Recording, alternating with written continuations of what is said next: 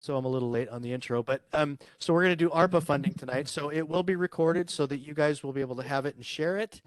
And tonight we are met with Kendra and Asa, like I said, and I would like, and you are up in Bonner County, right? Are you in Bonner Yes. County, Kendra? Yeah. Okay. All Yes. right, cool. All right, cool. Well, it just gives you some idea where you are. We've got people from Montana in here. We've got people from Rexburg. Uh, we've got people from Twin Falls, so that's a good start. And Yay. so, Charles. yeah, I know, right? So we also have somebody coming in from Boise, which is great. So what I'll do is I'll just stop talking. I'll hand it over to Kendra, and you tell me what to do. Oh. Well, first of all, I want to say thank you for letting me to come on and share what I've found out and what I know about the American Rescue Plan Act. um, I got involved back in October of last year when our very own Sheriff Wheeler had a town hall where he was explaining to the people that he was going to be asking the Bonner County commissioners to withdraw the funding that they had allocated to him from ARPA funds. And his greatest concern was the executive orders that were attached to the first piece of literature that people received from the U.S. Treasury, which was called the Award Terms and Conditions contract. So we're going to talk about that a little bit tonight. I just an activist like you, I suppose. I heard the sheriff, and I grew very concerned because I'm very watchful of federal funds and why we need to take them when they're presented to us and what happens when we take them.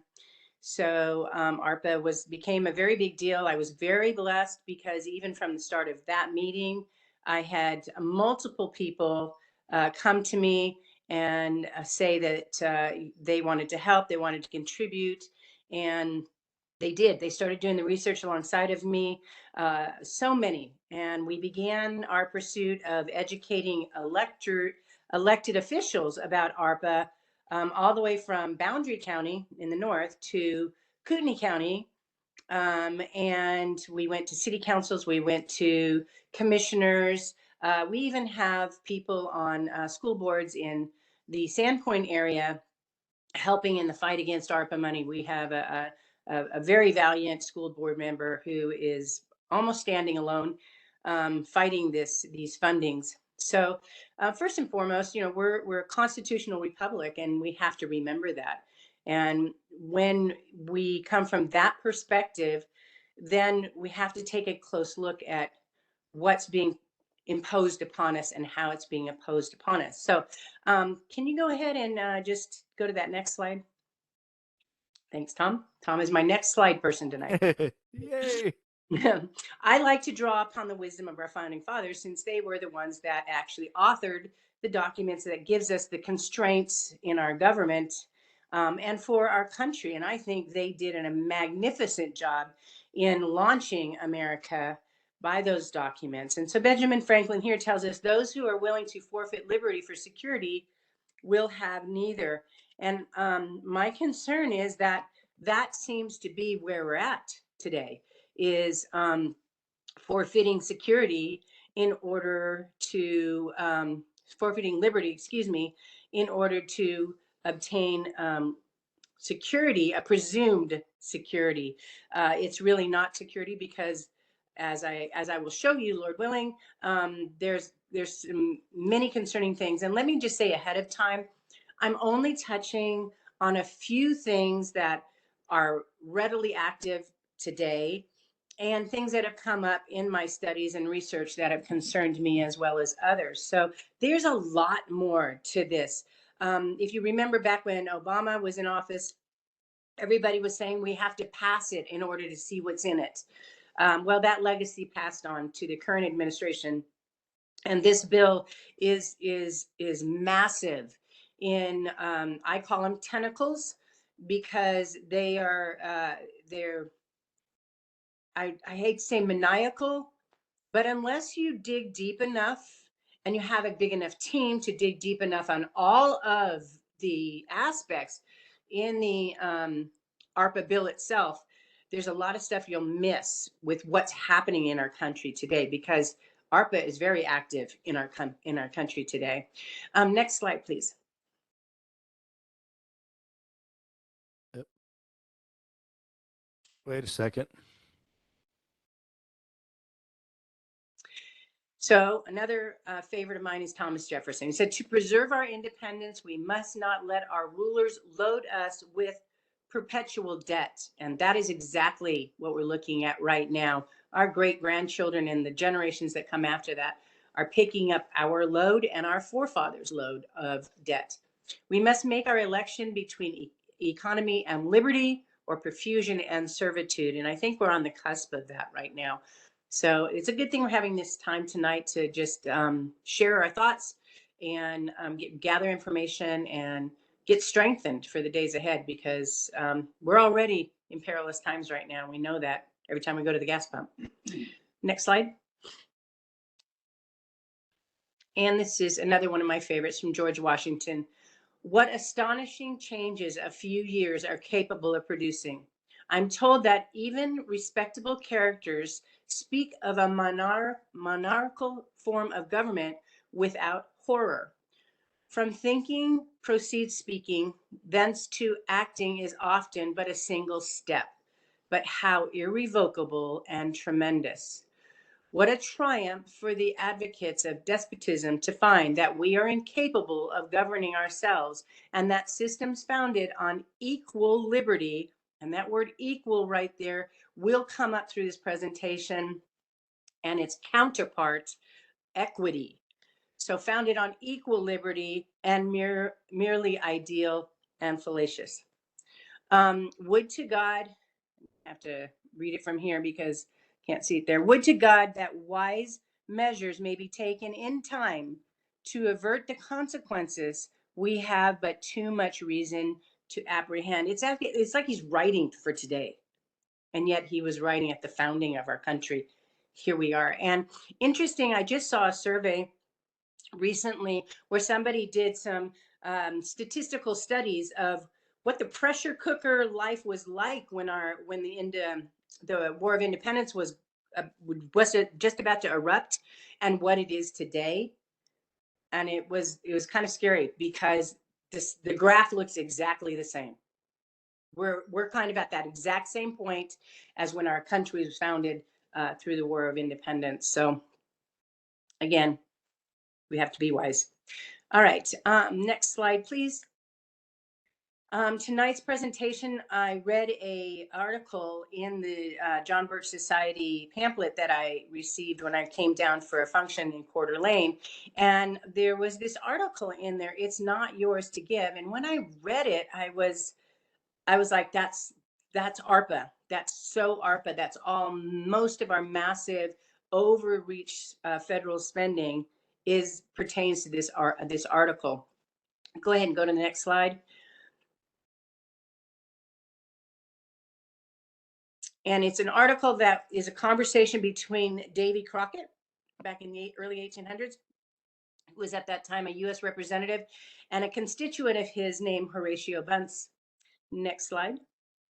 And I'm just going to shorten it, give you little brief inserts, pulling out the pertinent to our conversation tonight. So Davy Crockett approaches Horatio, who's plowing his fields, and he says, "Well, friends, I am one of those unfortunate beings called candidate." And before he can say anything else, Horatio says, next slide, "Yes, I know you. I voted for you, but I shall not vote for you again." Next slide. With shock, Davy Crockett says, "I beg you, tell me what was the matter." And next slide. In between these two next slides, there was a whole conversation about some spending that Davy Crockett voted for that Horatio was not in favor of. And his response was, "Well, Colonel, the Constitution, to be worth anything, must be held sacred and rigidly observed in all its provisions." And that's kind of where I stand right now. I find myself constantly referring back to the Constitution. And it was only recently when Phil Hart, who just got won the primary for Idaho Senate, came and joined me for another meeting that I was having and sharing at. And he basically said something to me that got me thinking. Next slide. I recently learned that not only is our Constitution under glass in Washington, D.C., but it's also under glass for most legislators in America. And what he meant by that was, yes, it's a great document to refer to, but because through the millennia now, shortcuts have been taken and overreach of the limitations of our Constitution have happened over and over and over again, that they are now common to the normal legislature and the rulings and what we see happening in the United States. And he actually used this example. He said it's, well, actually, I think he used saran wrap. He said it's basically under glass, where we look down at the Constitution and we say, "What a beautiful document," but we realize it's not what we do. It's not how we act. And there was a lady that actually, her response was, "Well, how do we get it back? Do we have to tear everything down?" That's shocking when you think of 200 years, because I think there was like the third or fourth administration of our country that we were already going into debt and we were already reaching past the boundaries of our Constitution. Next slide. This is directly related to why we are here today. The federal government is trying to use contracts and contract law to expand its power in spite of its constitutional limits. And I'm going to show you that. I'm going to give you an example of the ARPA contract, and hopefully you'll be able to see what's happening with federal funding. What's happening when we live beyond our means and we have to reach outside of the limits of constitutional law. We're basically shredding the constitutional protections we have because we're making contracts. All right, go to the next slide, please. This bill is trying to give individual localities free money. It's not free. Free money in exchange for binding themselves to a series of contractual stipulations.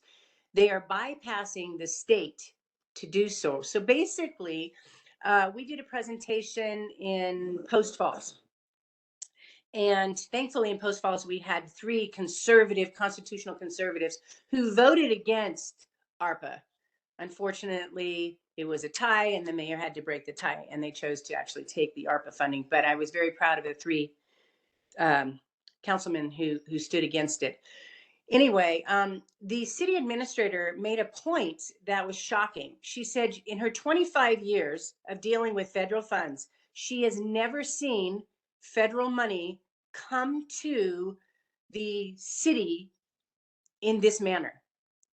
She says, usually you have a project, you make an application, you even sometimes spend the money and then go seek reimbursement through the grant process. But she said that's not what happened here. This money just dumped. It landed here and then said, oh, if you want to keep it, you need to sign on the line. And in some situations, I'm not clear because I'm still investigating and learning as I go along. But there's some situations, I don't know if it's just for the tribal cities or whatever, they only give you 90 days to make a decision if you're going to keep the funds. And then you become ineligible for the funds. If you don't make a decision in 90 days to take the money, you become ineligible. And you'll see that if you're doing research and you go into the compliance and reporting documents, you actually see this big pressure to take the money now. And by the way, we are going to have this big comprehensive reporting project that you don't know all the details about yet, because with this, you got the award terms and conditions. Then you got a compliance and reporting, which has 3 versions. You got an interim rule, and then you got a final rule. And I don't think the final rule came out until the 1st of April of this year, yet this bill was signed in March of last year.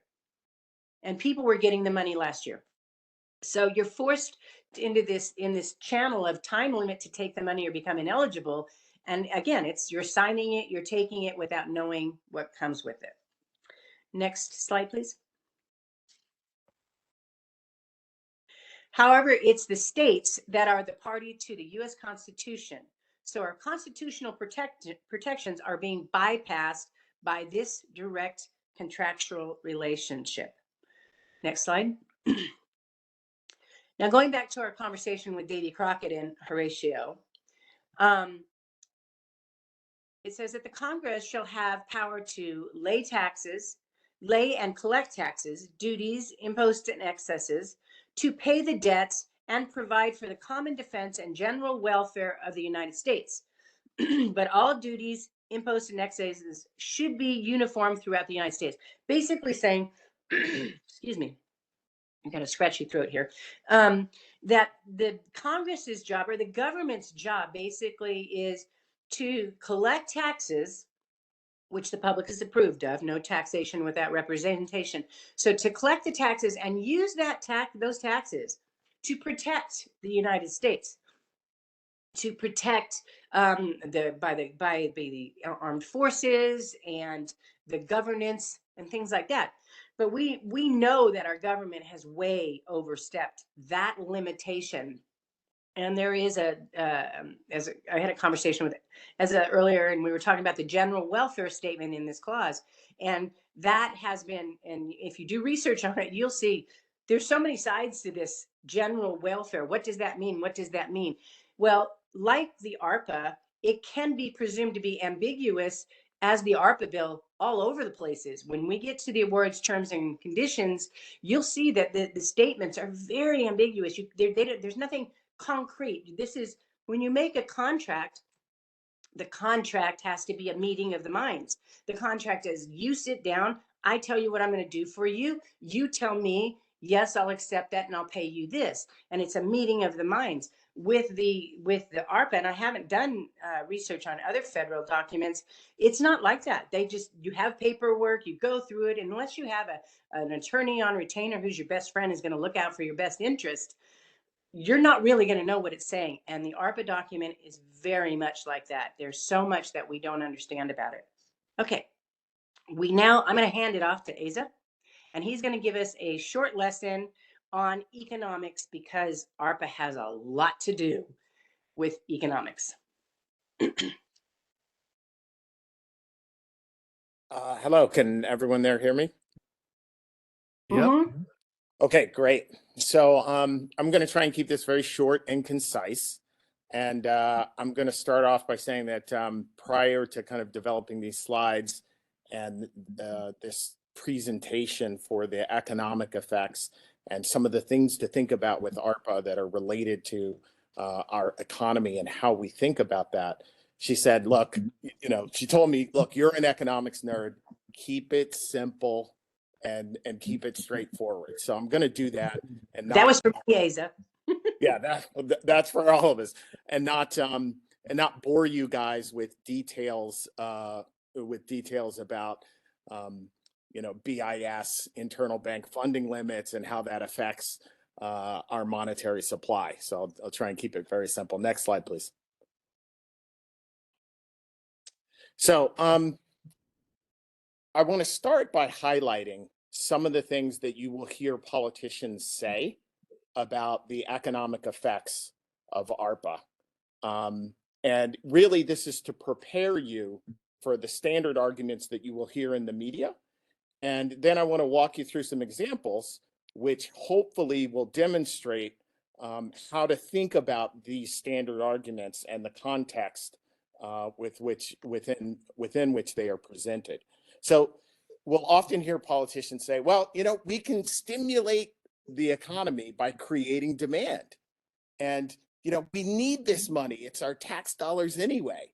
Or it's free money. It'll be great for the community. And finally, if we take this money, we won't have to tax you. Hopefully, at the end of this brief portion of the presentation, you'll be able to see some of these arguments for what they actually are. Next slide, please. All right, so I'm going to start by doing a very simple demonstration of how an economy works in one brief lesson. And this is, we're going to take an example here that is a super simple economy, where in our imaginary economy, we have 5 different goods, and there is a total sum of $100 in the economy. Now, it's easy to kind of see the quick math here is that the average price of a good in this simple economy is $20. Now, that's I want to stress here, that's the average price of a good. Certainly we could expect the luxury watch or the women in the pizza or the slice of pizza, but on average in this simplified economy, the price of a good is $20. Next slide, please.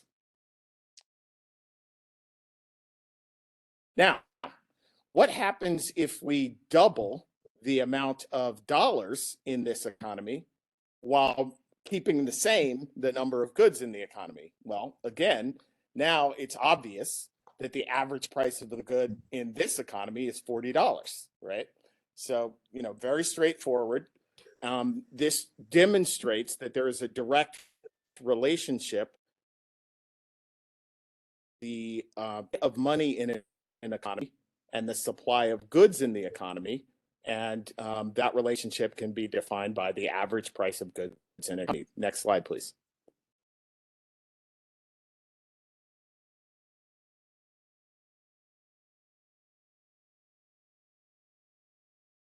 Tom, next slide. Did that come up? Hello. Yeah, here we go. Thank you. So one of the kind of mistakes that is propagated by our media is that when you see that change in the average price of a good, $40, call that inflation. Look at that. The price of goods went up and the average price of the good in the economy went up. And that's incorrect. And it's incorrect for a reason that we can get into later. But ideally, so that we're not deceived as a general public, we need to understand that the inflation is the expansion of the money supply from 100, and the of inflation is in the now. Goods can rise or fall for a variety of different reasons, but it's important to understand that when you amount of money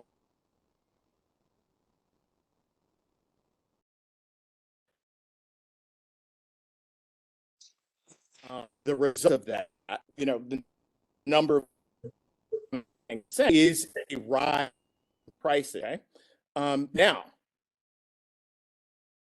in prices is really a form of, and I would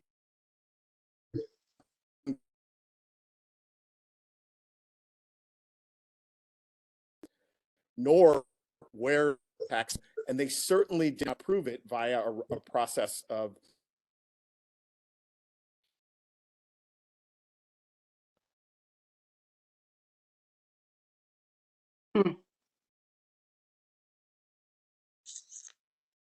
Uh-oh. I think we that's all right. Well, I'll take a moment to. Is he breaking up on your end as well? Yes. Yes. Kenny, can you not hear me? Hello. Right now. You're Yep. breaking Okay, up. Kind of if in and out. Okay, hopefully.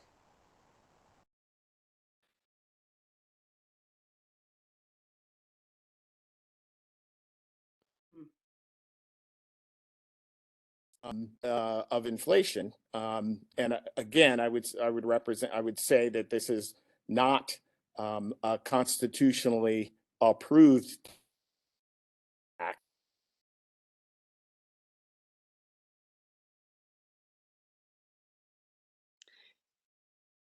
Oh.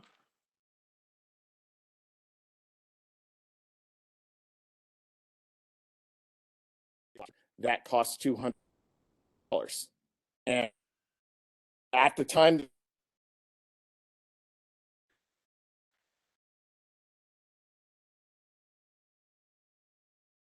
Asa, Im- we're having a whole me- lot of trouble following you.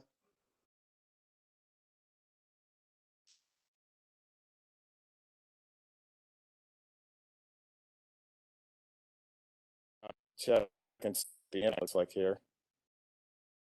Yeah. I should be pretty good. I know that my video is dropping in and out. Can you guys? How's it now? Now it's okay. So Okay. we're going to need you to back up to um, the definition of inflation. Back to the beginning. All Sorry. right. No. So that's fine. That's the beginning. This slide. Of course, I it's going to did it. happen now, So- right? Right. So And then we lose them again. Ugh, I swear. inflation. Yes. Hey, Asa, can you call me and I'll hold my Yep. phone up? Maybe that will help. Well, I'm gonna try switching to a different internet connection. Okay.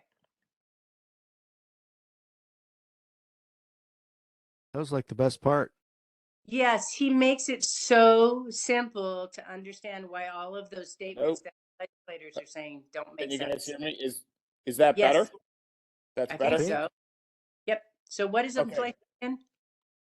Okay, so back to the beginning of this slide. So when we see this change in the amount of money in a given economy with the number of goods in that economy staying the same, that causes a rise in prices in the average price of a good. Now, the important takeaway is that the rise in price is not inflation. That's the result of inflation. Mm-hmm. The inflation is the expansion of the money supply relative to the number of goods in the economy. Am I coming through okay now? Can you guys Yeah. hear me? Perfect. That's Okay, great. good. Yes. Keep going. The inflation is the expansion of the money supply, which causes a rise in the average price of goods.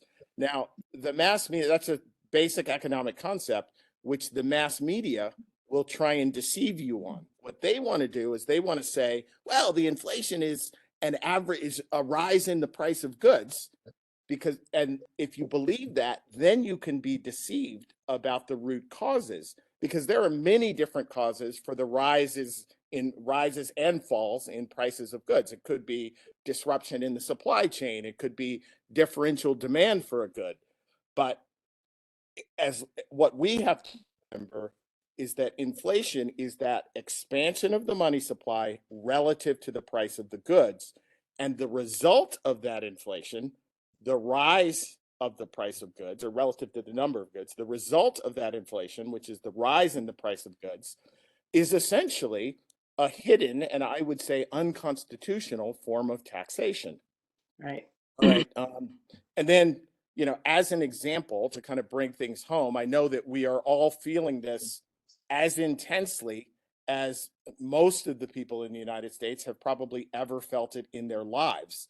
Those of us who are 50 years and older will remember this type of inflation from our childhood in the 70s and kind of the Jimmy Carter era. But it's been a while since we've seen this. So to give a real firm example, let's say that you have an economy, and in that economy, you're trying to save for a new dishwasher that costs $200. Well, when the Federal Reserve comes along and they double the money supply, the price of that dishwasher on average is now going to be $400. So if you've spent 6 months saving the $200 in order to buy this dishwasher, and then you go to Home Depot, but now the dishwasher costs $400, essentially half of that excess productivity that you saved has been stolen from you. And that's kind of an important thing to remember going forward. Next slide, please. All right. So now, that's just the basics in kind of inflation and how that works in our economy and kind of where it comes from. So many of you may be asking, okay, so what does this have to do with ARPA? Well, now we're going to take a quick look at the U.S. fiscal situation in one lesson. And this is numbers from 2021 coming from, I believe, the Congressional Budget Office and the Federal Reserve Bank of the United States. So our 2021 federal tax revenue was about $4 trillion. And federal spending was about 6.8, almost $7 trillion. That leaves the federal government in 2021 with an almost $3 trillion shortfall, so $2.77 trillion shortfall. Now, here's what I want you to understand out of that. ARPA was $1.9 trillion of that 2.77 trillion shortfall, almost all of it. Now, the monetary expansion, that's the expansion in the money supply, according to Federal Reserve data for 2021, was $2.245 trillion. That looks a lot. That looks very close to the amount of money that was ARPA, right? That was designated for these funds. So I think it's fair to say that the majority of the federal shortfall in spending was ARPA, and that money came from the expansion of the money supply. So the takeaway here is that in 2021, the money supply in the United States expanded by 11.5%. ARPA was responsible for a 10% expansion in the money supply of the United States. Now, again, back to our original slide, the politicians will tell you, oh, well, this is free money, right? Now we're beginning to see that it's really not so free, and that the money is coming from an expansion of the money supply. And that expansion of the money supply, the new money that's created, essentially gets stolen from the value of all the money that is currently in the money supply. So back to our example of Home Depot that I gave in the last slide.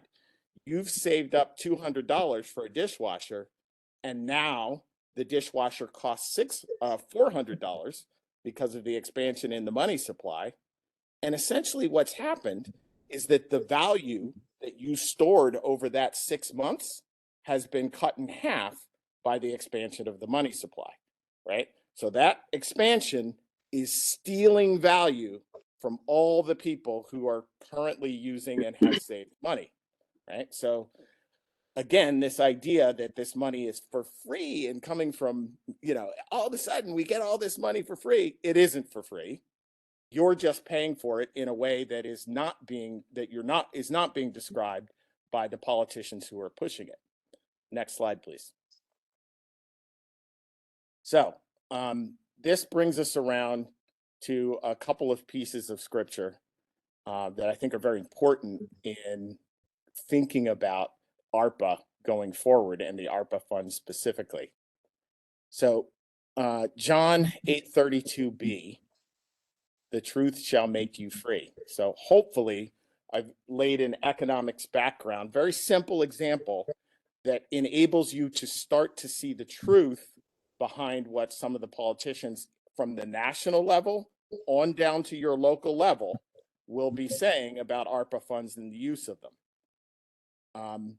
And when presented with the idea that, hey, well, this money that we're getting isn't actually really free, it isn't actually really our tax money, it's actually coming from, it's kind of in effect stolen money. It's coming from the proceeds. It's coming from this monetary expansion that takes its value from all the other money that is already existing in the economy.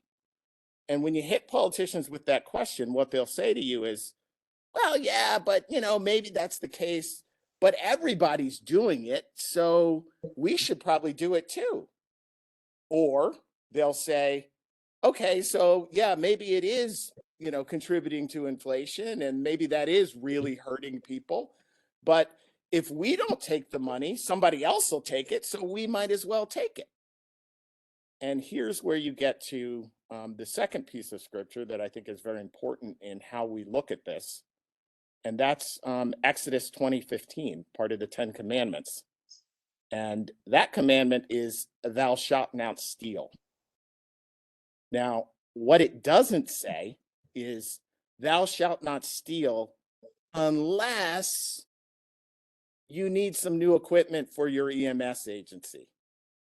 And it doesn't say thou shalt not steal unless your local library needs a new HVAC system to prevent the spread of COVID. Doesn't say those things. It straight up says thou shalt not steal, period. And you know, we all live in civilized society, and in civilized societies around the world, they hold to this one fundamental principle. And make no mistake, the use of ARPA money is stealing. It is no different than if I saw an elderly woman crossing the street and there was money hanging out of her purse, and I went up to it and I took, you know, some percentage, in this case, roughly 10% of the money out of her purse. And she didn't see me do it, but you did.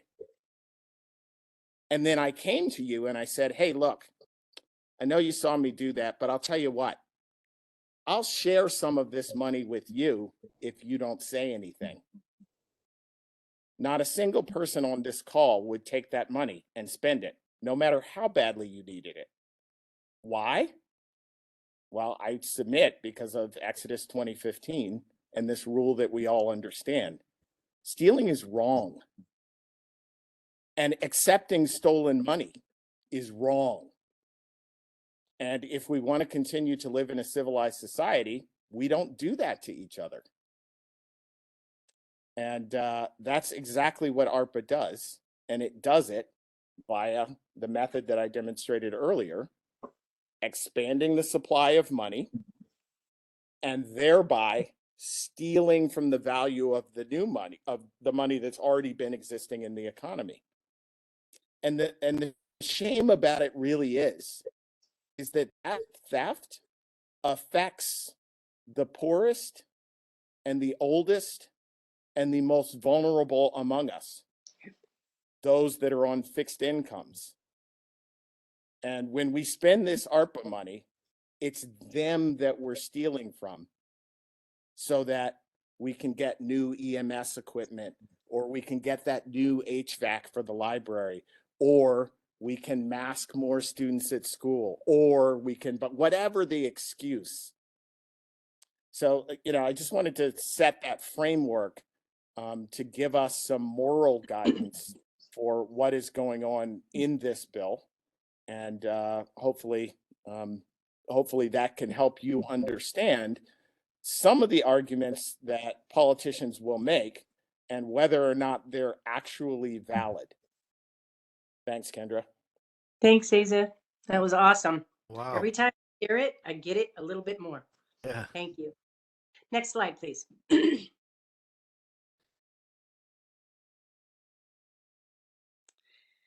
Nothing is politically right when it is morally wrong. And I put this slide in here because in my travels between the 3 counties of North Idaho, this more than anything has, just like as I was just saying, it's not right. It's not politically right to build a new EMS departments building, or to get a snowplow, or to get an HVAC system, because you're helping the county or the city or whatever. It is still stealing.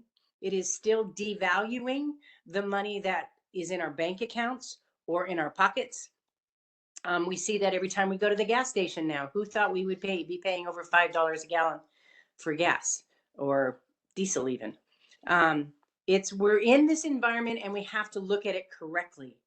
And I'm grateful, Asa, for your illuminating that for us. Next slide, please. I love our founding fathers because I think they could see in the future where we're short-sighted. Thomas Jefferson said, a government big enough to supply everything you need is big enough to take everything you have. The course of history shows that a government grows, liberty decreases. And unless we're sharing this information and we're pointing them back to what our founding fathers knew, because they just left England or wherever they were being persecuted from, to come to America to start a brand new country and to try and treat everyone equally and respect everyone and encourage everyone to succeed. We are now in a society that doesn't care about encouraging people to work hard. We're now in a society where they are trying to beckon to our younger generations, hey, let us pay off your college debt. Hey, let us get you on welfare or food stamps or whatever. Those things, I think personally, should be done by churches or charitable organizations. I don't, and it goes back to my conversation that I'm pointing out between Davy Crockett and Horatio. Our government wasn't designed for that. That wasn't their job.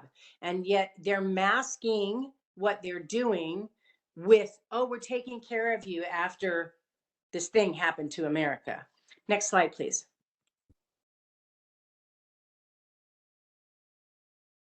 And this illuminates my point. Well, Colonel, where do you find in the Constitution any authority to give away the public money in charity? Next slide. They just seemed to think clearer back then. The government ought to have in the Treasury no more than enough for its legitimate purposes. The power of collecting and dispersing money at pleasure is the most dangerous power that can be entrusted to men. That is why it is so important that when we choose candidates to back, to support, to encourage, and even to get into office, one of the very first questions is, I don't care about your oath to the Constitution. I want to know what you know about the Constitution. I want to know that you know how important and sacred that document is to protecting our rights. And will you fight to make sure we can get it back? I don't even know that we can right now. I don't want to be pessimistic, but it's going to be an uphill battle.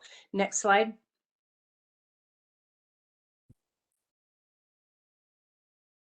You will very easily perceive that a wide door this would open for fraud and corruption and favoritism on the other hand, and robbing the people on the other.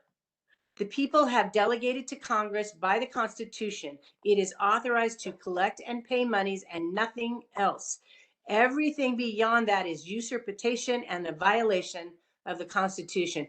This was a humble man who was plowing his field to raise crop to keep his family alive. And yet he could tell Davy Crockett what the Constitution of the United States said. I think that we need to learn more about our Constitution, but we've got to hurry through. We got a contract that we're going to look at now. Next slide. So how did they get away with it? How did they break the limits of the Constitution and bring us ARPA? Next slide. Welcome to the American Rescue Plan Act, signed March 11th, 2021. Next slide. This is a description from the Treasury of what ARPA is all about. The COVID-19 public health crisis and resulting economic crisis have put state, local, and tribal governments under unprecedented strain. The Treasury Department is providing needed relief to state, local, and tribal governments to enable them to continue to support, pay attention, to support the public health response and lay the foundation for a strong and equitable economic recovery. This is what the U.S. Treasury is saying. I want to say this right now. The energy that is attacking our Constitution is not hiding what they're doing. You just have to know how to see it in the words they say and in the things they do. Next slide. On October 8, 2021, a White House letter from President Biden expresses his intentions for these funds, period.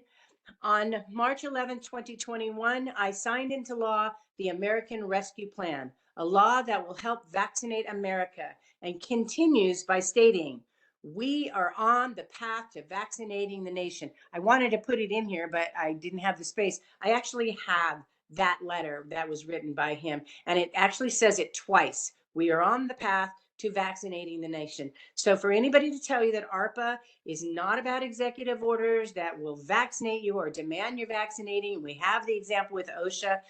The thing that everybody has to remember when they're citing case law is you have to go to court to win a battle.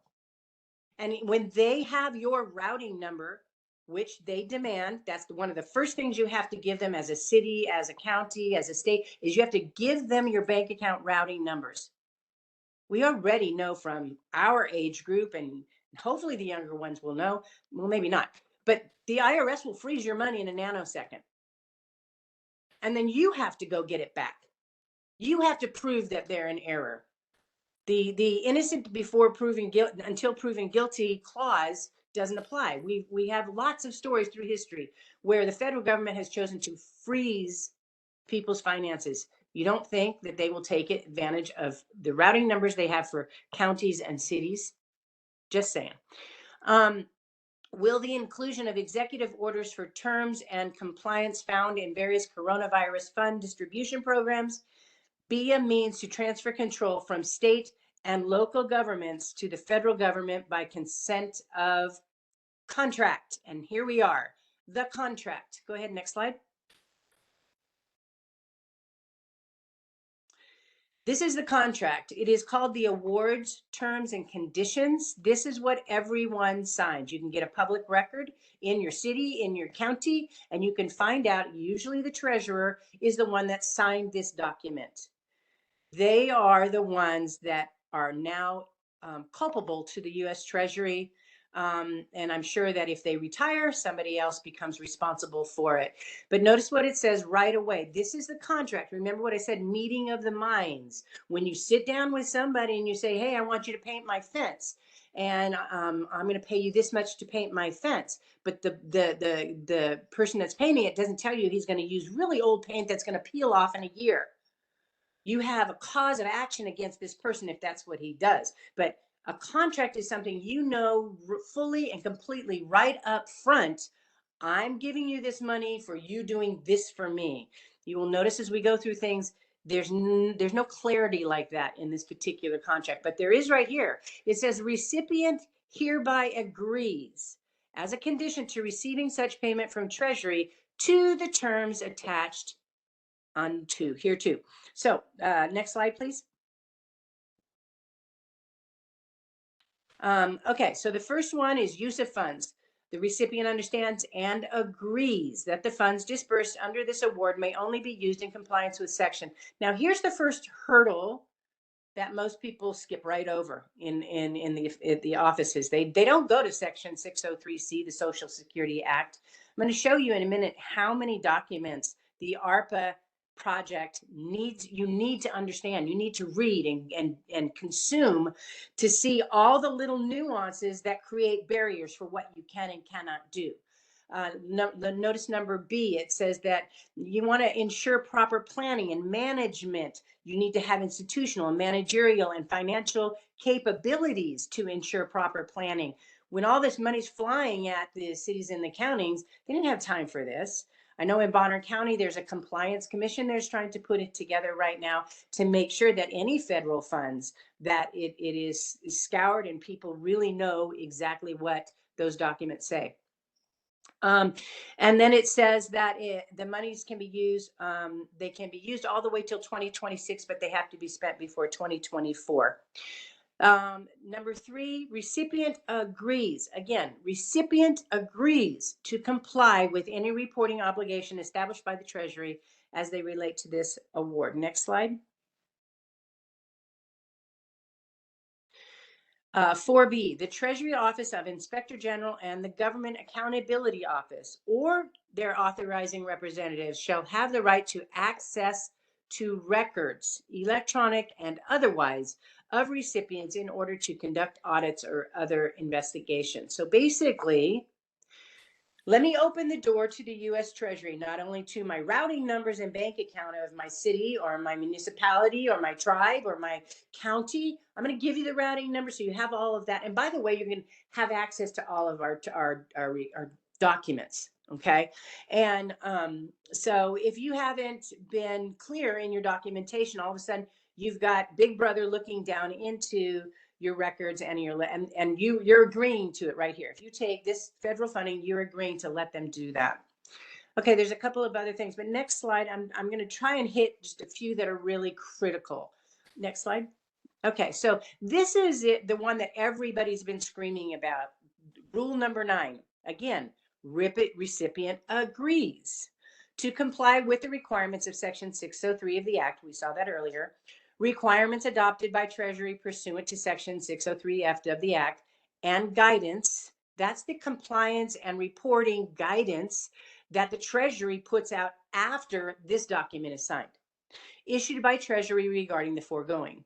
Recipient also agrees, twice in one paragraph, to comply with all, not some, all other applicable federal statutes, regulations, and here it is, and executive orders. Now, I have heard this is called a boilerplate and that it's put into every federal document. That's not true. I've found it 3 times, only 3 times, where the and executive orders is included. And then it says, and recipient shall provide for such compliance by other parties in any agreement. So that means that if you take the money and then you give some of that money to somebody else to do a job, you are now in charge of policing that other person to make sure they're compliant on everything. And if that person then hires somebody else, that person also has to be compliant. And all 3 of those people have to create a government sam.gov portal. So they're reporting directly. All 3 levels are reporting directly to the U.S. Treasury. And then number 10, it says Treasury may impose additional conditions on the receipt of subsequent tranches of future awards fund, if any, or take other available remedies as set forth. So basically, they're being upfront. They're telling you, we're watching you. We're taking from you permission to police you as we see fit. Next slide. And number 14, this is another big one that everybody should be paying attention to. Number 2, it says that are determined by any funds paid to the recipients that are determined by the Treasury Office of Inspector General to have been misused or that are determined by the Treasury to be subject to a repayment obligation pursuant to Section 603E of the Act and have not been repaid by a recipient shall constitute a debt to the federal government. Now, a little later, I'm going to show you a slide about how many states a couple of months ago had already been slapped with a non-compliant letter from the U.S. Treasury. Okay, and they were given 60 days to respond, another 60 days to pay the money back if they didn't come to an agreement. Number B, any debt determined to be owed the federal government must be paid promptly by recipient. A debt is delinquent if it is not paid by the date specified in Treasury's initial written demand for payment unless other satisfactory arrangements have been made, or if the recipient knowingly or improperly retains the funds that are a debt as defined in paragraph 14. Excuse me.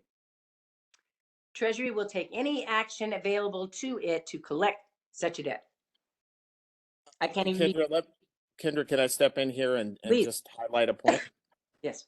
So the key thing to understand in this slide is that if the Treasury Department finds your locality in compliance, they can immediately demand repayment of any money. Non-compliance. Non-compliance, rather. Thank you. They can immediately demand repayment of any money that you accepted, which could put a significant burden on any given county, burdens that are any given county or locality, burdens that could be high enough to bankrupt said counties or localities. So this gives the Treasury Department an extensive amount of control and ability to be able to force provisions on a given county or locality that has accepted this money. And the dangerous thing is that it does so via contract law. This is to Kendra's original point. It does so via contract law. And the individual locality, which is accepting the money, is agreeing to these provisions.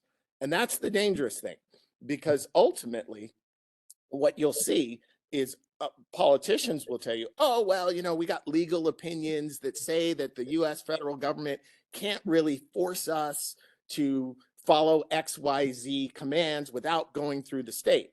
Well, those legal opinions, if you look into them, are not based on contractual agreement. They're based on the federal government's ability to force states and the subdivisions of states, which are localities, to various provisions that don't go through a representative process. But ARPA isn't that. ARPA is a contractual agreement, which allows the Treasury Department to put undue pressure on states to follow all of these stipulations to which the locality that accepted the money agreed to. So in a way, it's kind of bypassing the protections that our Constitution affords states and the subdivisions of states, which are localities, via contract law. It's really sneaky. Yep. And the politicians that are telling you like, oh, well, you don't really have to worry about that because, you know, we got a legal opinion which says they can't really force us to do that. That's true technically, but what none of those legal opinions will say is that the Treasury Department cannot use this clause to put undue pressure on your county with the threat of a bankruptcy, right? The legal opinions won't say that because by a contract law, they can. And so you got to be really careful with what the politicians will tell you, or why, the reasons that they will tell you that this isn't really an issue. And we've got some lawyers who've signed off saying that it's not really an issue. And, you know, you need to think about that from the case of, you know, does your county or locality or town have the financial resources to be in a court fight with the US Treasury Department about a contractual agreement that they signed? Yep. Because that alone could bankrupt some of these localities, right? And that puts a tremendous amount of pressure for the federal government via the Treasury Department to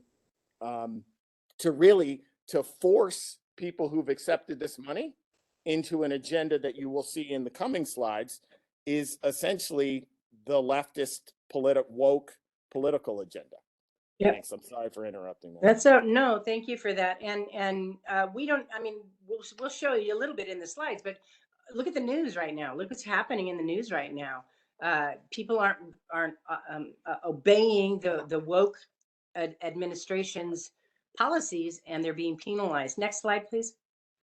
So in the next two slides, I'm just going to recap again what I just said. So rule number 3 said that a recipient agrees to comply with any reporting obligation, which they didn't even know at that time. They didn't even have the final rule, and they didn't have the version 3 of the compliance and reporting, yet they were being required to sign. Number 4 said that they grant the right to access all records. Number 9 says comply with all other applicable federal statutes, regulations, and executive orders. Number 9A said you shall provide for the compliance of other parties, the subrecipient and the beneficiary. So you were policing your other your people that you were hiring. Next slide. Number 10, if non-compliant with requirements, regs, guidance, or any reporting of other program requirements, Treasury may impose additional conditions of future awards. For instance, ARPA came out in 2 payments. So if you did a report for the first payment before you got the second one, and the government determined that you were non-compliant, which we did see letters coming out of non-compliance, that would affect the future money. Strange, it's very difficult now to find follow-up information about those eight states that got penalized with noncompliance. And that the payments shall be subject to recoupment. 14A, it shall constitute a debt to the federal government. 14B, the Treasury will take any action available to it to collect such a debt. All right, so let's move on to some concerning language in the actual documentations. Next, 2 slides down. There we go. Okay, so this is from the Federal Treasury. It says, please note that these materials provide an overview of the guidance and should not be used as a substitute for reviewing the guidance in full, as well as the award terms and conditions. Let's stop right there. It took me a while to catch this, but as soon as I caught it, I realized that the award terms and conditions was the contract. All of this other stuff subsidizes and fills out the terminology, but the contract is a 5-page document. The award terms and conditions. Every elected official should be accountable to that 5-page document, because that's the one that put the shackle. Then continuing on, says the authorizing statute, the interim final rule, the final rule, and other regulatory and statutory requirements. Again, they're projecting, they're broadcasting, you're going to sign this in May, but you're not going to know what you're really signing up for until April 1st, 2021. I wouldn't sign a document like that. Next slide. Okay, so here's just kind of, if you're a visual person like me, this is what you need. So basically, this is over 1,000+ pages of documentation that you're required to read. I actually opened up the Uniform Compliance HUD document they want you to read. That was 1,500 pages. So lump that with 1,000, you got 2,500. But these are just some examples. The final rule when it came out in April was 437 pages. The final version 3 of the guidance and reporting, which also came out, I think it came out in February, 43 pages. Before the final rule was the interim rule, that was 151 pages. And then the American Rescue Plan Act itself is 242 pages, 3 columns wide. It should be noted. It should be noted here that when you're looking at all this, Kendra's pointing out how much documentation there is to understand and read before you really sign, right? I think all of us who are adults know that, like, you don't sign contracts, particularly ones with the kind of punitive terms that can happen without reading all the documents to the contract. We have found in our travels dealing with government officials that shockingly few of them have actually read any or very much at all of this information. So for those of you that are in localities that aren't in Bonner County or northern Idaho, ask your elected officials, like, have you read all of this documentation? And the high likelihood is that they actually haven't. They're spending the money and they're agreeing to contracts that could put counties and localities in jeopardy from the U.S. Treasury Department, and they haven't read the contracts that they're signing, and that alone should be troublesome. Exactly. Okay, 2 more slides.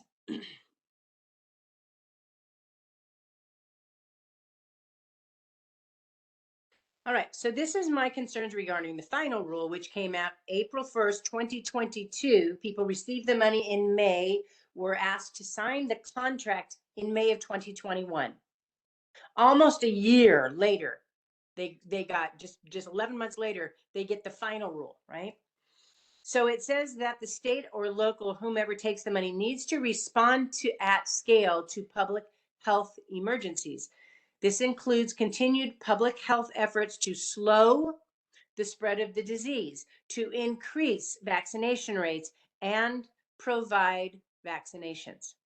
So if a state, county, city, school district has not promoted an increase in vaccinating rates and providing COVID vaccinations, but has, to the contrary, issued public statements, resolutions, or determinations that they will not promote an increase in vaccinations or promote COVID-19 vaccinations, then clearly they have not responded to scale. Does the lack of responding to scale contravene with the expectation to increase vaccinations? This was a really good catch by one of our teammates, because in Bonner County, we actually have a resolution that says that they will stand against the federal government or state government trying to impose vaccinations. So they're already contravening this ARPA final rule. Next slide. All recipients must also comply with 3 general restrictions. First, recipients may not use SLFRF is ARPA funds for a program, service, or capital expenditure that conflicts or contravenes the statutory purpose of ARPA, including a program, service, or capital expenditure that includes a term or condition that undermines efforts to stop the spread of COVID-19. Now, again, I just said that Bonner County, we have a resolution that says they're not going to do it. A lot of governors have said they're not going to push vaccines and mask mandates. And that is the statutory purpose of ARPA, as I demonstrated earlier by the statement from the Treasury and the statement by Biden. That is the general statutory purpose of ARPA, to get the nation vaccinated.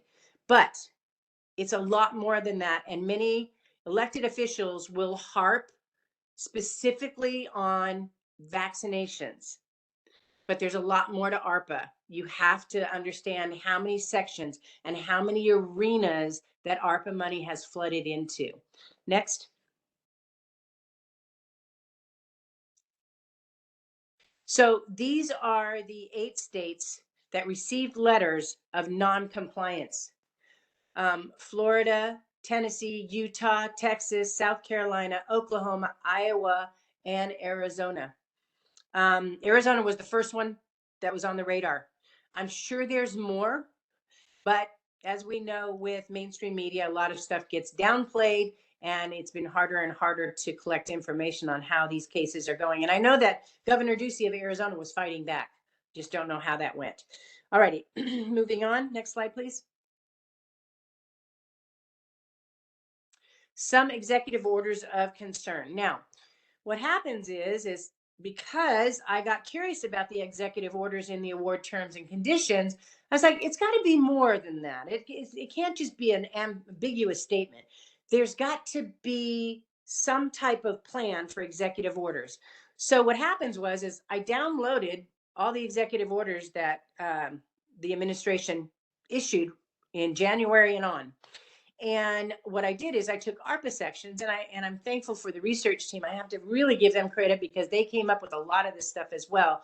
They came up with the ARPA sections that we really need to pay attention to.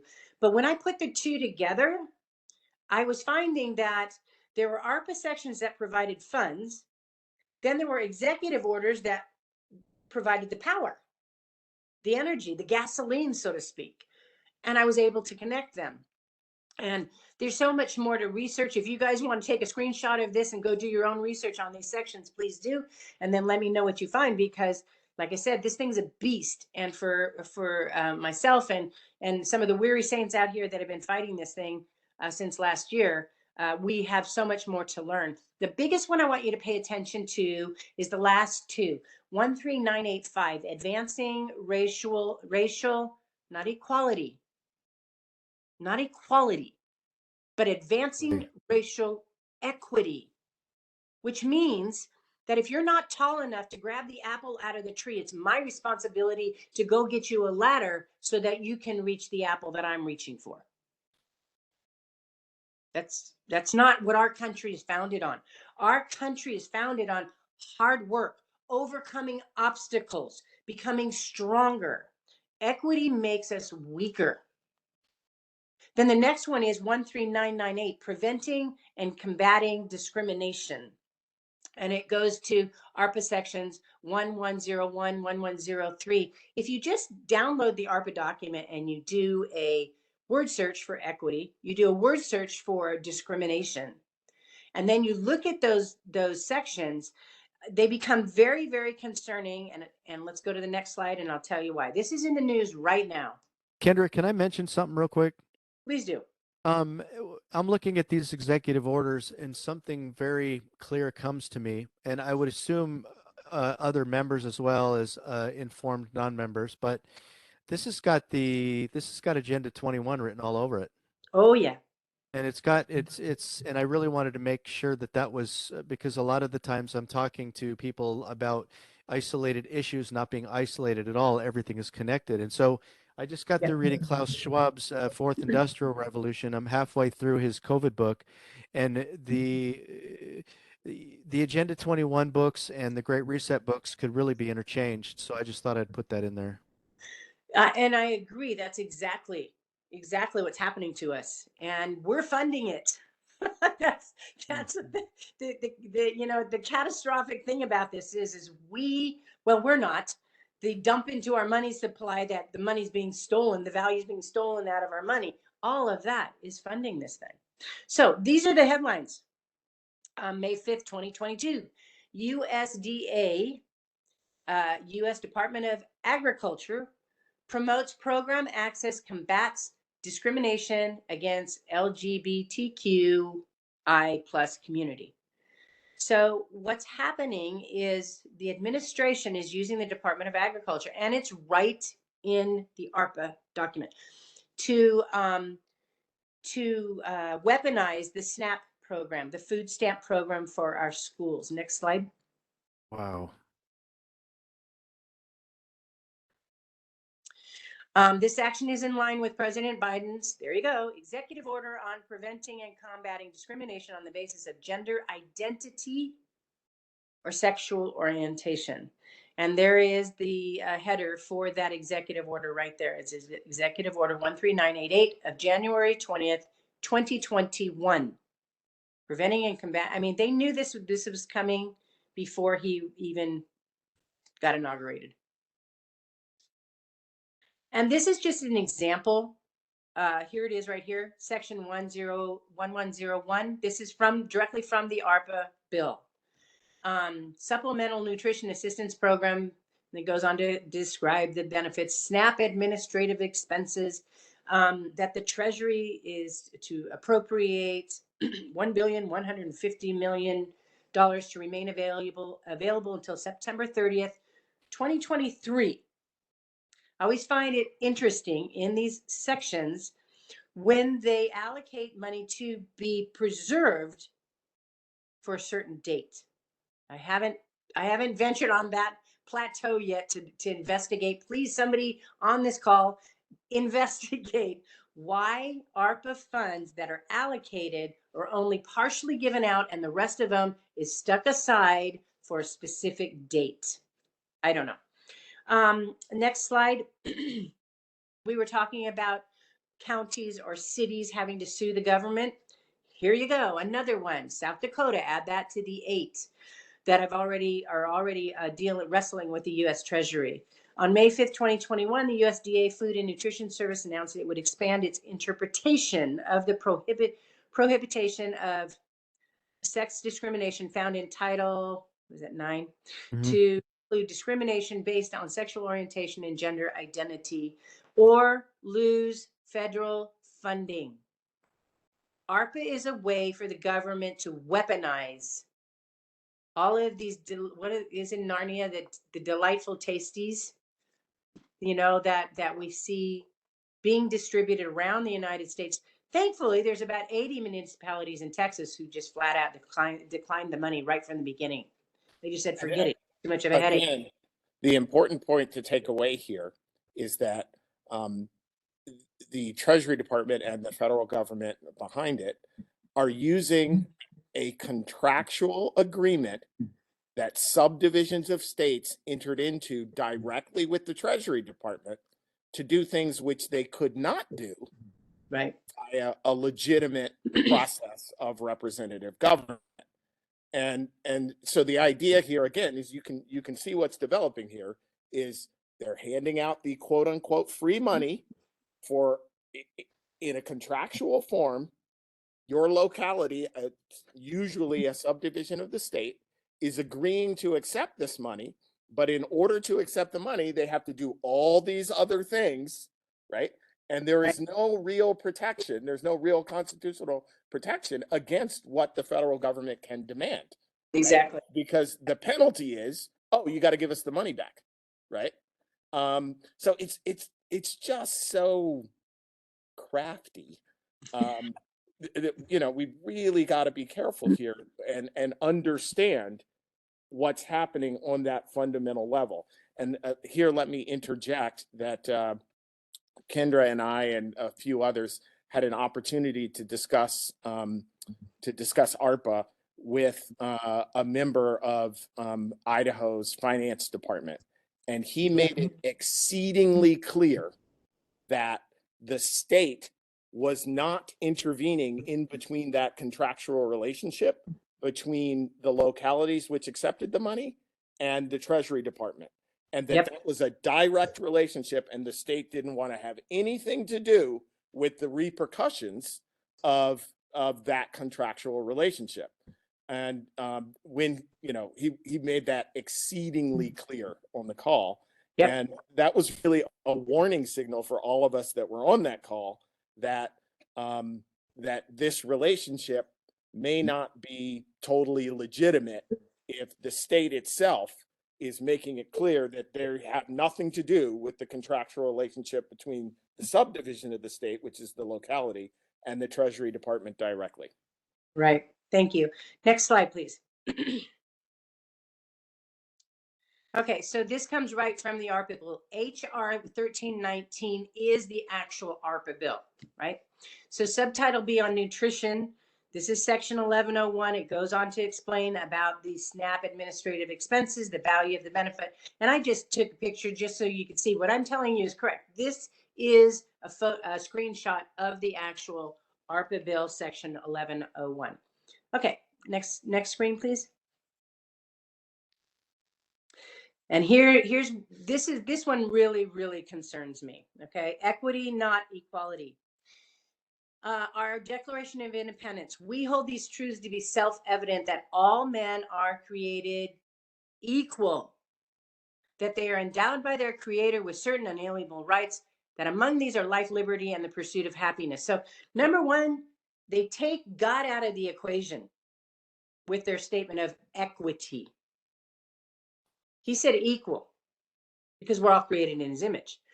But it also shreds our Constitution because the Constitution comes with protections for unalienable rights, or elaborates on the Declaration of Independence to give us that protection, and they take that away. So next screen, please. These are just 4 sections that have equity, but if you do the ARPA bill and you do a search for equity, you'll see that 11 times equity is mentioned. Sometimes it's mentioned in reference to like a title deed, but mainly it is mentioned in particular about you have to respond to the combating and preventing discrimination, gender discrimination, gender identity, that kind of stuff. Next slide, please. All right, so this is in the guidance and reporting document, and I just wanted to point out to you right here where it says per M-21-20. When you go to that particular document, there's 2 executive orders listed in that document, and one of them has to do with equity. And then it goes on to talk about advancing racial equity and support for undeserved communities. Those undeserved communities, if your city or your state or your county is putting in low-income housing and they're using ARPA, be forewarned. You must have at least 40% of this undeserved community taking advantage of that housing. Wow. Programs to focus on equity implications to contribute to long-term outcome response to the current crisis. Thankfully, here in North Idaho, we've done very well. We've overcome the COVID crisis. So another problem with ARPA is this constant thrusting down our throat. We have a problem, we have a problem, we have a crisis, we have a crisis, we have a pandemic. We don't. America has proved how strong we are. We stood up. We've said it's a lie. We're not taking it. But yet they are now using all the funding to make sure that we still stay responsive. Next one is recipients are encouraged to design projects that prioritize economic and racial equity, not equality, and promote equitable outcomes, not equal outcomes. Treasury, because that's what our Civil Rights Act was all about. Treasury supports recipients projects that promote equity. Again, it's equity, not equality. Next slide, please. And there is the screenshot of the header for the advanced racial equity and support for undeserved communities through the federal government. If you can get your hands on that one, read through it. it'll give you a pause. Next slide, please. All right. So American founders gave us a constitutional republic. Because of them, we are born free. Nonetheless, we could die as slaves because we have, as a people, lost sight of basic truths. Number one, freedom cannot exist without morality. Stealing is immoral. Forcing people to care about other people is immoral. That is a heart issue, and God works on our heart. Any type of government, be it communism or socialism, that is not a heart issue. That is a mandated tyrannical perspective, and it does nothing toward changing somebody's heart. Ignorant and free can never be. Our rights come from God. The essence of freedom is the limitation of government. Next slide. There's a quote from Dean Clancy. It says, the whole point of the revolution, indeed its greatest achievement, was to deny the existence of sovereignty in the ruler. And this little clause right here actually came from Ezra, and I agree wholeheartedly. And we recognize it in God and God's people, who are considered as individuals. All men are created equal, from which it follows the government must be by consent. And the power of the rulers, understood to be the people servant, must be limited. Next slide, please. Rather than another bailout from the federal government, states need to take difficult but necessary actions to govern. President Ronald Reagan reminded us that the federal government did not create the states created the federal government. To preserve states' autonomy and our system of competitive federalism across the 50 laboratories of democracy, states need to retain the ultimate responsibility for their taxing and spending decisions, even when it's difficult to do so. Next slide. Government is never more dangerous than when our desire to have it help us binds us to its great power to harm us. I think he plagiarized Jefferson there. Next screen. Every time the government attempts to handle our affairs, it costs more. The results are worse than if we handled them ourselves. And just pausing here, I think that's basically what this is all about: responsibility. Handling our issues ourselves, doing our checks and balances ourselves, living within our means ourselves, and voting in the right people. Last two slides. Next slide, please.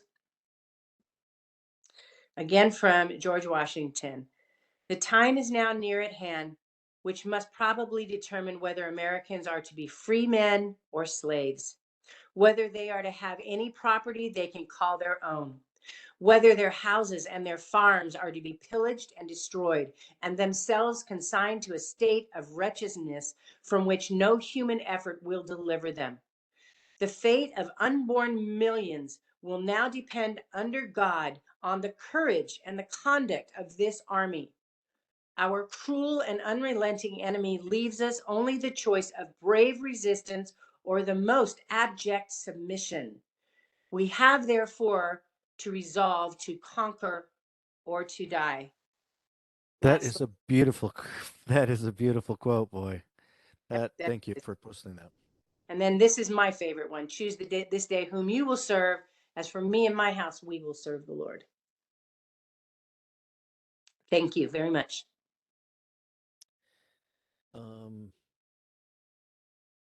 Good. Man, you guys really let it out. I mean, that was fantastic. I honestly, I kind of had expected that you're gonna pull an Esau on me, right? And just put spreadsheets of this is where the money went and this is where the money went. I'm not actually opposed to that. I mean, you guys got me so fired up, and I read Economics in One Lesson by Henry Hazlitt, and I tell you what, that was more than I could actually handle. So the way that you delivered the economics side of that was brilliant, man. I really appreciate that, and I can't Thank imagine you. that other. I did steal the title of this slide, that very book by Henry Hazlitt. Oh yeah. Well, everybody I think I know everybody in this meeting, and everybody else has got it more figured out than I do, at least economically. So I got to tell you that. But what I thought I would do, if you guys are okay with it, if I can figure out how to do this, just to show the menu bar. I didn't know if people had questions, so I thought I would unmute everybody. You guys can unmute yourselves now if you have any questions. So the floor is yours. Anyone? You have to unmute yourself if you're going to talk. I have a question, Tom. This is Frank. Do you see us, given where we are with the national debt? Okay, hang on a sec. We have an intruder here. Okay. Diana Radford just shared a screen. Did you want to do that, Diana? I think because she shared her. There she goes. Okay. Sorry, Frank. Go ahead. Should the U.S., given the level of our debt, simply default on it? What's your opinion on that? I'm going to defer that to Isa. What do you think? Oh, yeah. Well, we are defaulting on it. Essentially, when you print money and when you expand the money supply without an equivalent expansion in the goods and services within an economy, you are essentially defaulting on the debt by devaluing the money and the money supply. So, ultimately, that's what you have to do when you get into this situation. It's just a question of how you do it. Do you do it all at once by declaring an actual default, like we have seen in emerging market economies, or you do it the kind of traditional first world economy way, which is by devaluing your currency, and that's really just another form of defaulting on your debt. Now, the question really is, when does that catch up with us, right? When does this slow train wreck of a default catch up with us? And I would submit that we are starting to see the beginning of that right now, right? I don't know how much you're paying for gas in your locality, but for me, it's $5.60 a gallon, and that is the result of us doing the slow default. And to the extent that we continue to do that, it's going to get worse. That being said, the Federal Reserve right now is trying to maybe fight the rear guard reserve retreating action with slowing down the rate at which it is expanding the money supply. But, we'll see. I have a question. Frank, are you good? Or do you have something else? Yeah, no, that was good. Thank you. Okay, cool. I noticed something, and forgive my financial ignorance here, but there are several things that are mentioned along with what I know. One of them has to do with the U.S. Treasury. The other one has to do with the Federal Reserve, and the other one has to do with the IRS.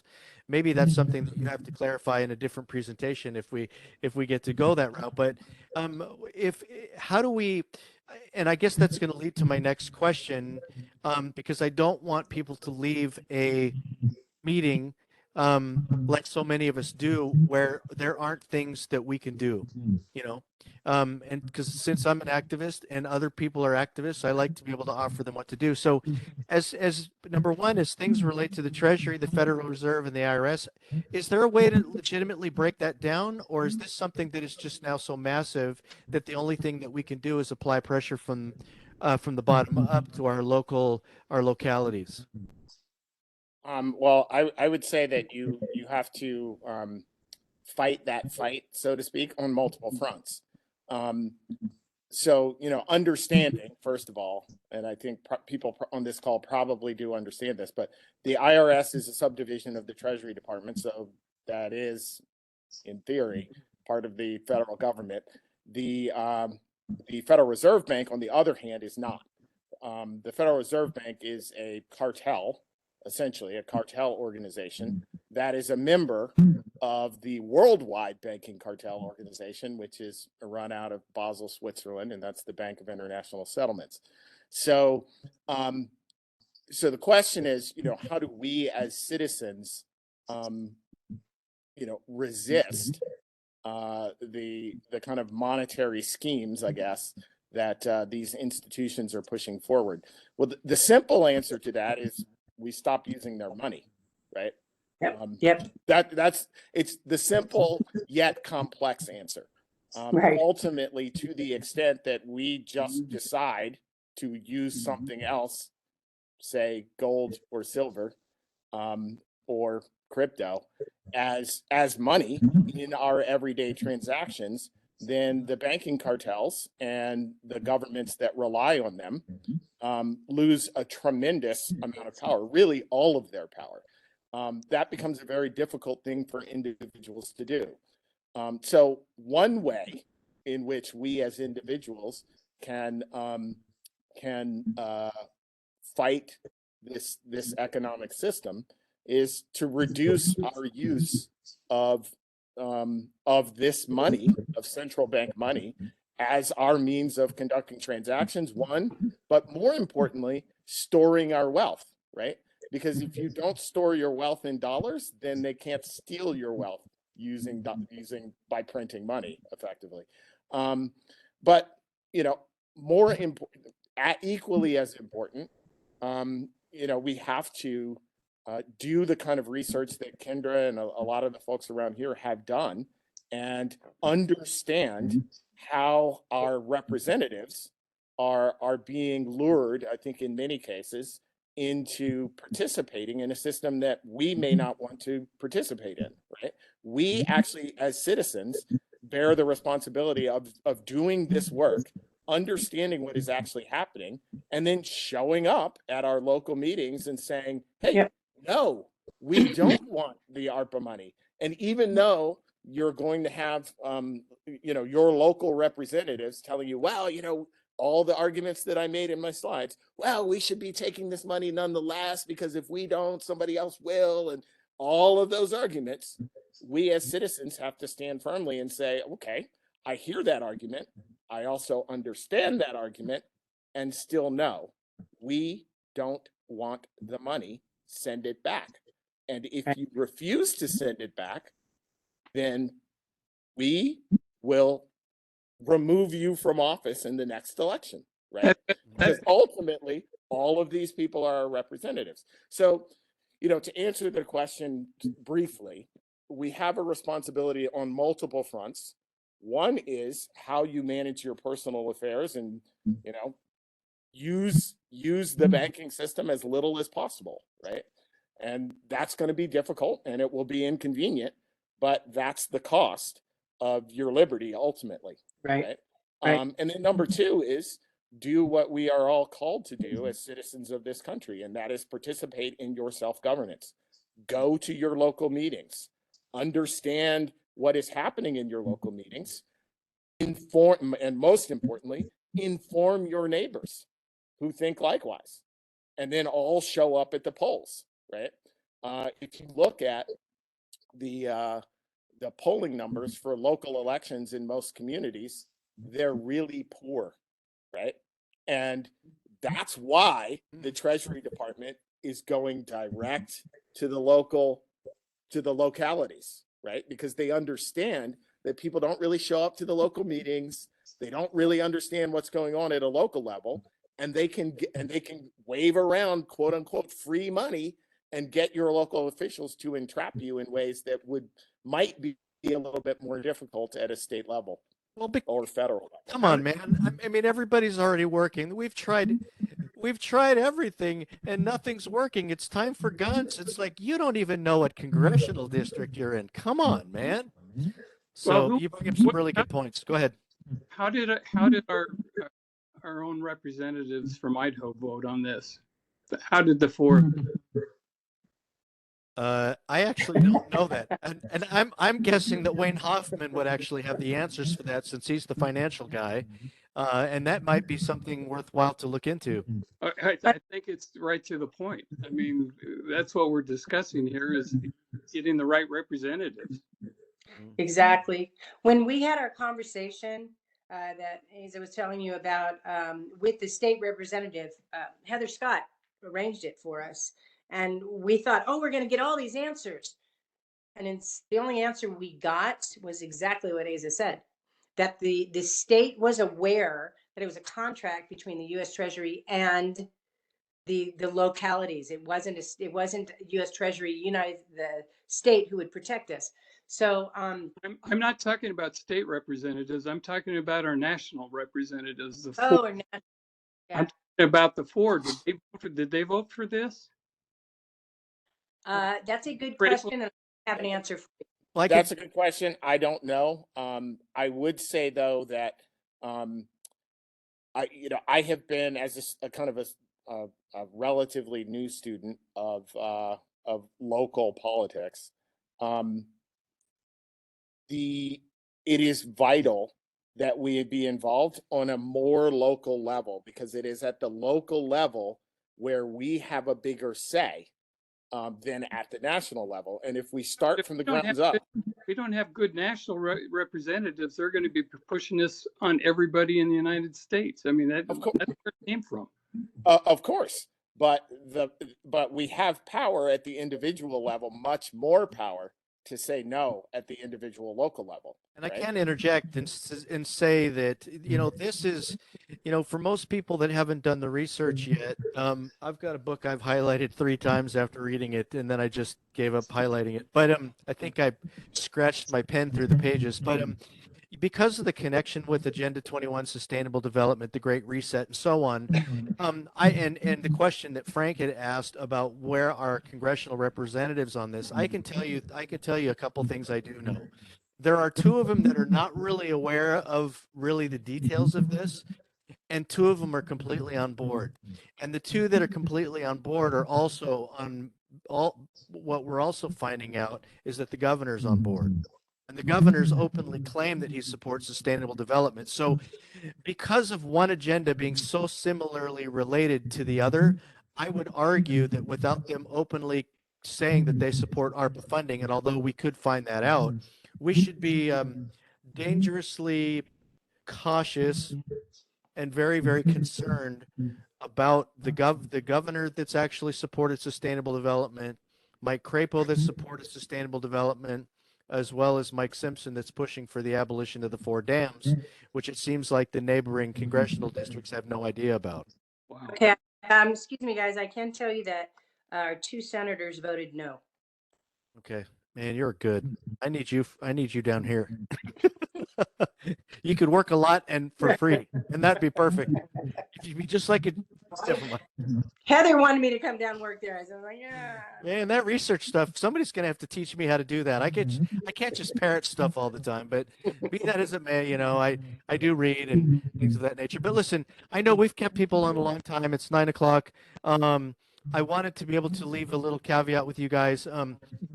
I do have membership. I do have lots of friends because I've been active for a long time, believe it or not. I think they're my friends. They act like my friends. When I make these phone calls, I'm trying to find out people's hot button issues. And I did come across Kendra through Steve and things, and I was very grateful that she ended up bringing you in, Isa, and stuff like that. And I wanted to, if I always thought that if everybody had a cell phone, they had the ability to reach the world anytime they wanted. Well, the sad part about that is, to reality, they don't. And they need somebody else to be able to try to do this. And so I might be able to use my influence as a statewide position or a multi-state position, which is what I'm hoping to do, is to be able to do my part to bring the state together, not only as the agenda items for the John Birch Society, but for the sake of the freedom of Idaho. And so if you happen to know people that are experts in topics like you guys clearly are, this is a lot of fun for me. And people are always asking me about what to do. And I think if we can show them that we're active and show them what can be done, I think it might be able to help them on a whole different level, since so many people love to complain on Facebook. Well, most people do just like to complain. It's a very small percentage that actually get involved, and that's the hard part, and why we have issues. Now, I did find out that Fulcher also voted no. So I remember I was talking to Janice McGeehan, and she said, I asked her, how did the ARPA money get here? And she said, it was a strange thing. Our representatives in DC said, no, we don't want the money. And then the next thing we know, the money's here. And that seems to be what that city administrator was saying in Post Falls. She goes, I've never seen this in 25 years. The money just appeared. Well, now I'm gonna have to interrupt you here a second, and I'm hoping I'm okay on this, but I'm gonna try to connect some dots here again, and that is that the same thing actually happened with Agenda 21. When you guys first brought up the point about non-binding contracts, one of the things that I had a concern about is that one of the things that our local governments are telling us is, oh, well, it's okay because it's not mandatory. Well, it's not mandatory, But if you're being pressured by the acceptance of funds, it all of a sudden takes something voluntary and makes it that way.